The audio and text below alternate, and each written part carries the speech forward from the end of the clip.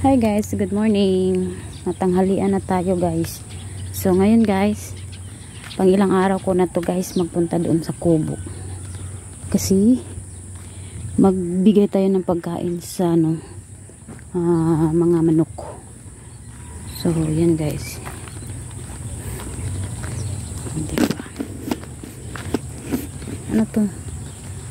Panglimang ano to? Kailan ako nag-uumpisa naglalakad-lakad. 4 na araw na yata ito guys. 4 na araw doon ako pupunta guys. Doon ako pupunta. Doon sa may may balanghoy doon. Doon.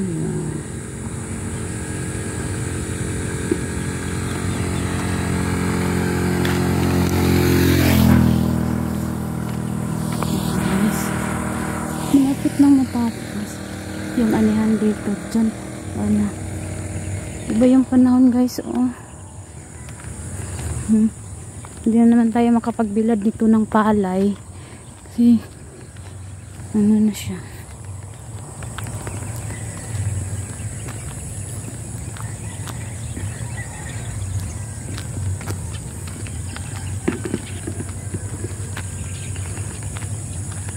Grabe, ang ganda ng umaga. Pero ano na ngayon guys, 6 AM in the morning, Saturday na ngayon.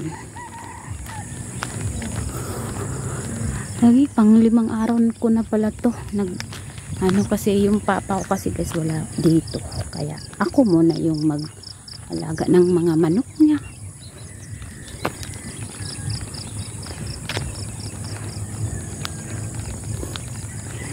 Pasensya na kayo guys, ulit ko lang to binibidyohan guys. Ano dito.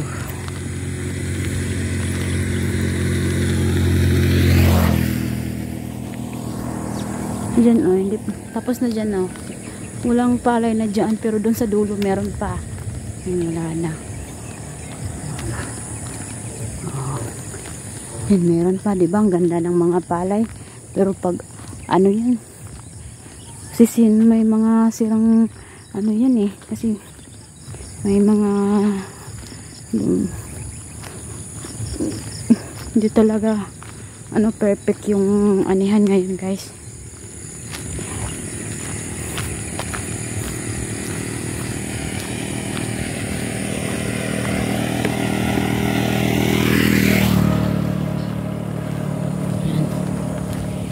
Dito tayo.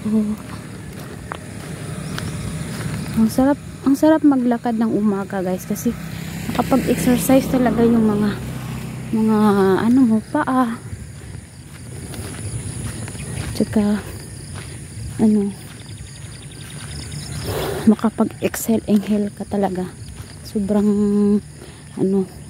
makapaglakad ka ng umaga. Exercise talaga siya. Yun, kahapon pa yan. Hindi natin nakita yung pag-harvest dyan.